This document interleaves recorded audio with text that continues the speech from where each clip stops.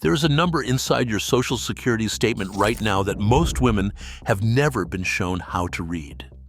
It is not the benefit amount at the top of the page. It is buried further in the earnings record. And for millions of women who took time away from work to raise children, care for a parent, or support a family, that earnings record contains something the statement never explains. Blank years. Years with a zero beside them. Years that the Social Security Administration does not count toward your benefit because you were not earning a paycheck during them. You were doing something else, something that mattered enormously to everyone around you and was worth nothing at all to the formula that determines how much money you receive for the rest of your life. There is no line in your Social Security statement that says, "These years were removed because you were caring for your family." There is no explanation. There is just a zero and a benefit amount that is lower than it should be, and no one who ever sat down with you and added it up. This video is going to ADD it up. If this is something you need to understand, please subscribe. This channel covers the financial realities of women's lives that nobody else is talking about. And stay with me to the end, because the last part of this video contains specific steps you can take right now based on exactly what we cover here. Let's talk about how the Social Security calculation actually works, because most people, including most financial advisors, never explain this clearly. Social Security calculates your retirement benefit using your 35 highest earning years, not your total working years, not your most recent years, your best 35 years, adjusted for inflation, averaged together to produce what is called your average indexed monthly earnings. That average is then run through a formula to produce your monthly benefit. Before 1983, Social Security used a different calculation. Fewer years, different averaging. The shift to the 35-year formula was presented as a neutral technical improvement.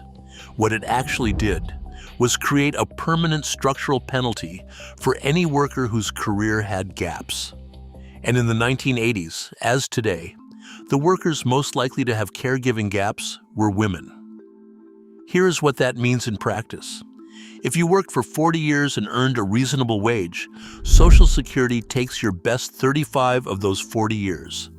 The 5 lowest earning years get dropped. Your benefit reflects a solid working life, but if you worked for 30 years, because you spent 5 years out of the workforce caring for your children or your parents, Social Security does not take your best 35 of 30. It still needs 35 years. So it takes your 30 working years and adds 5 years of zero. 5 zeros averaged into your lifetime earnings record, and zeros pull that average down significantly.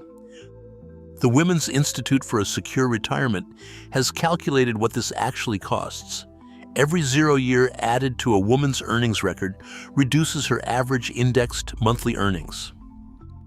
For a woman who earned an average wage during her working years, a single 0 year can reduce her monthly Social Security benefit by approximately $60 to $100 per month. 5 0 years, a common caregiving gap, can reduce her monthly benefit by $300 to $500 per month. Over a 20-year retirement, that gap compounds to between $72,000 and $120,000 in lifetime Social Security income. Gone. Not because she did not work hard enough, because the formula counts zeros.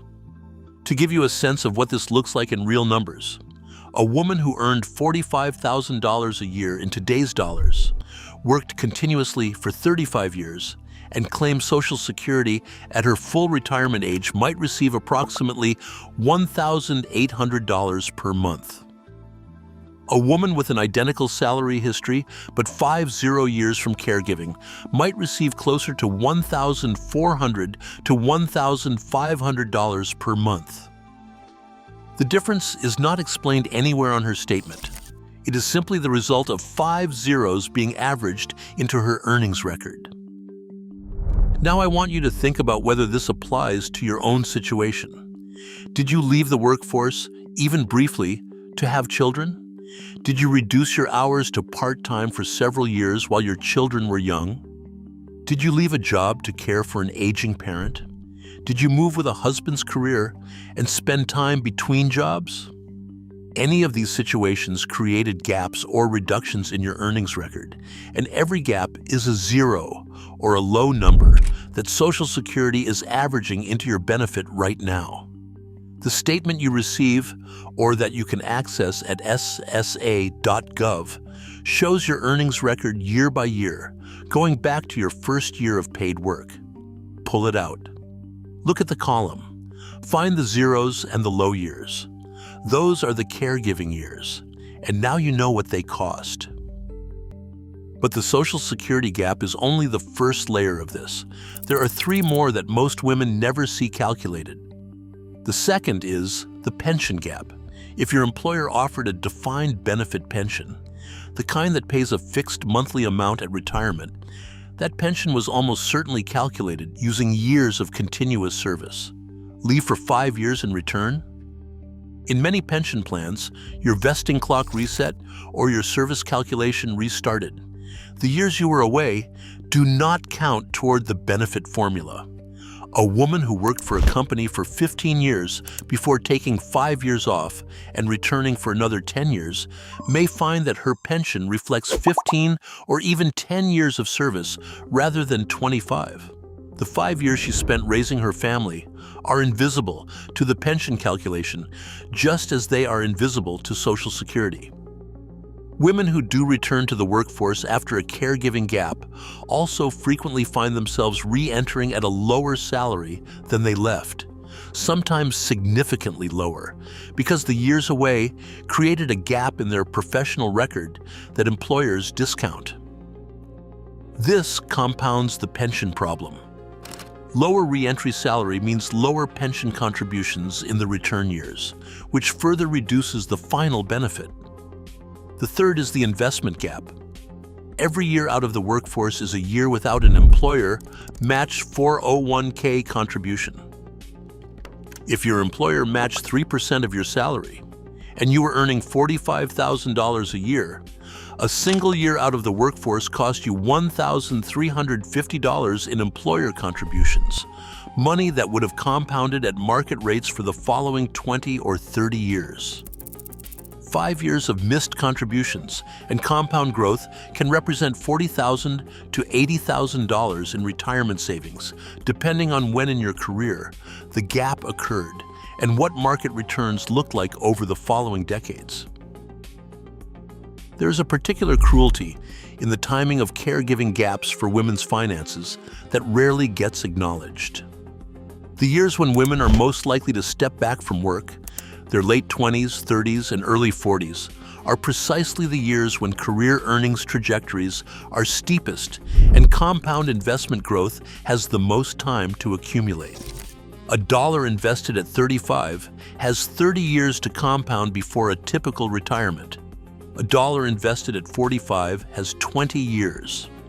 The caregiving gap does not just remove a few years of earnings. It removes the years with the highest future value. The fourth is the earnings trajectory gap. Careers build on themselves. The raise you receive this year is calculated as a percentage of what you earned last year. The promotion you are considered for is based on the continuous record of your performance and tenure. Women who step out of the workforce and return often find that they re-enter at a lower salary than they left, or in a lower position, or that the years away interrupted a trajectory that never fully recovered. A 2019 study by the Center for American Progress found that women who take 5 years out of the workforce for caregiving earn on average 18% less per hour than women with identical qualifications who did not take a break. This wage penalty persists for years after their return. The Social Security formula then captures this lower wage return period and averages it into the benefit calculation alongside the 0 years. The caregiving gap does not just create zeros, it creates a shadow over the earnings that follow. These 4 gaps, Social Security, pension, investment, earnings trajectory, do not add together neatly into a single number.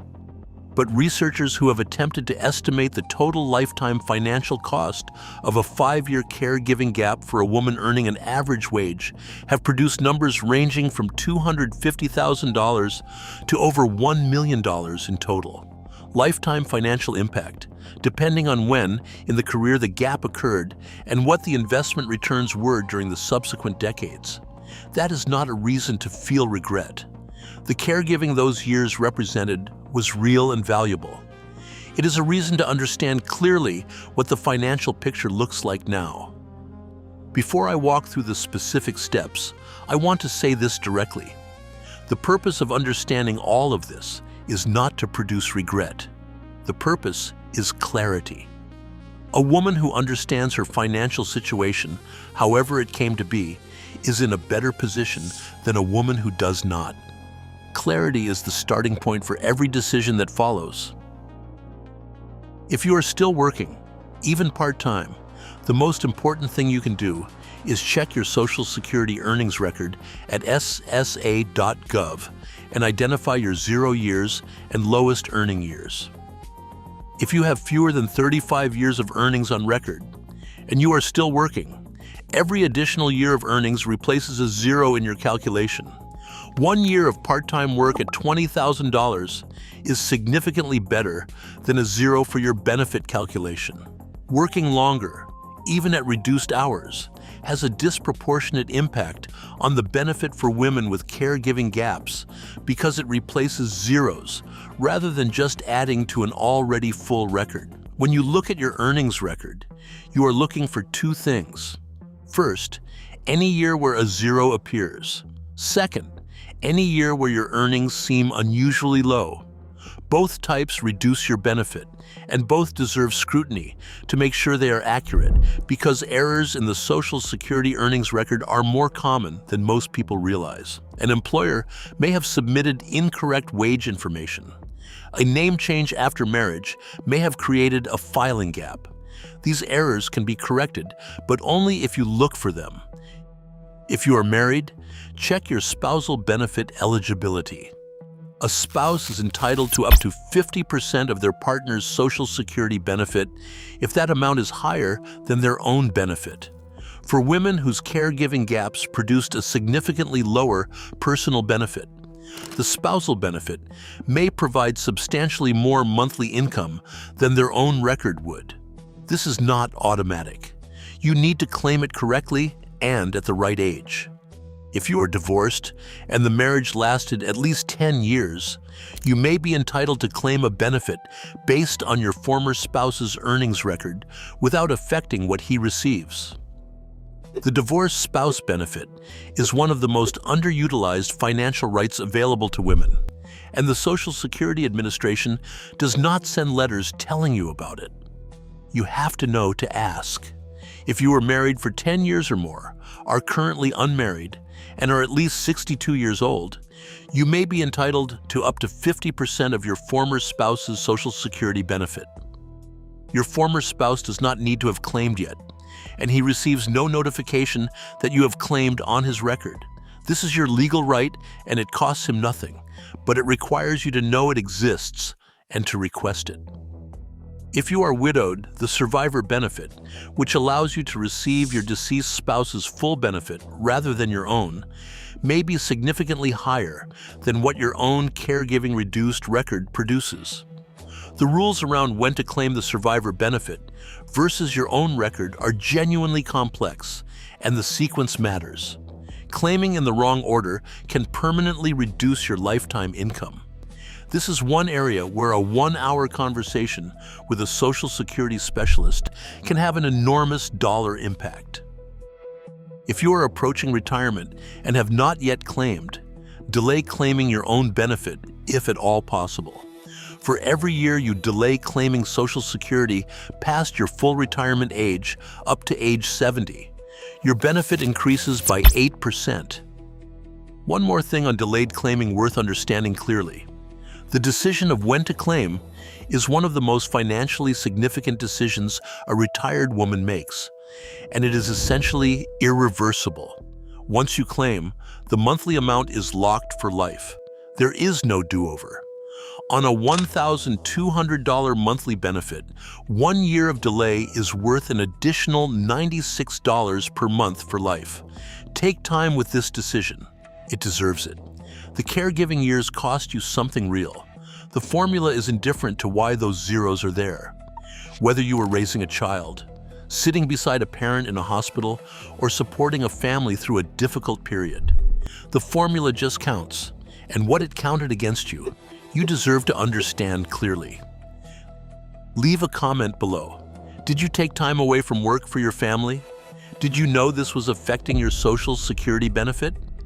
Your experience helps other women watching understand they are not alone in this. The next video in this series asks another question that most women have never been directly asked. Did anyone tell you what divorce actually does to your retirement and what rights you have that most women never claim? That is next. And if this channel is giving you information you were never given before, please subscribe. This is exactly what we are here for.